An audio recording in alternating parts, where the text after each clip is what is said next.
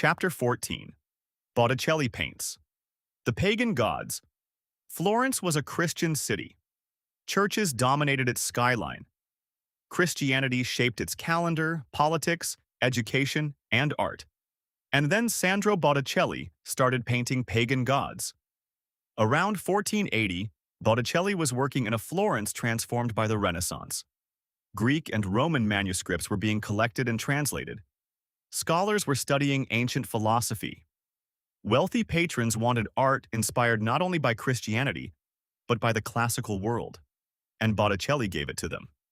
Around 1482, he painted one of the strangest masterpieces of the Renaissance, Primavera, Spring.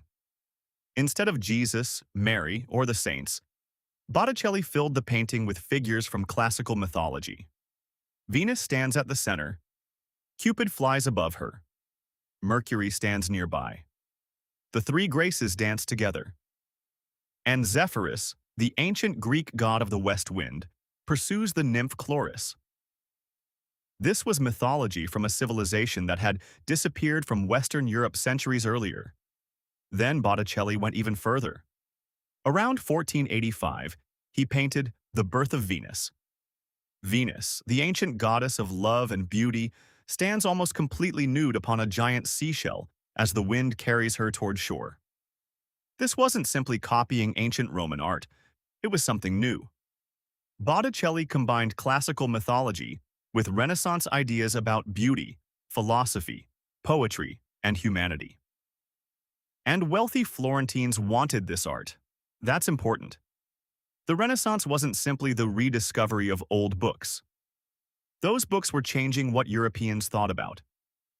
Ancient gods became subjects for paintings. Ancient philosophers became intellectual authorities. The human body became something artists studied intensely. The classical past was becoming part of European culture again.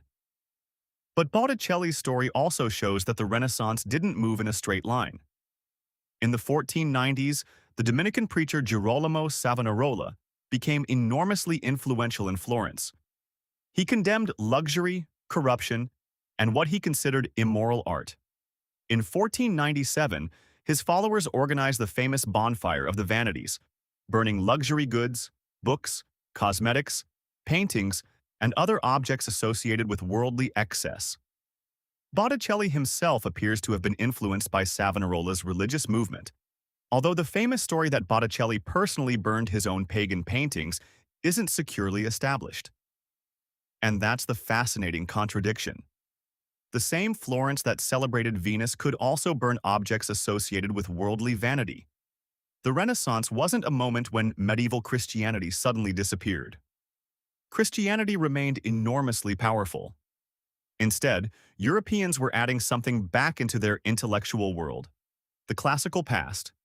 Greek philosophy, Roman literature, ancient architecture, mythology, humanism. Botticelli put that transformation onto canvas. Venus had returned to Florence.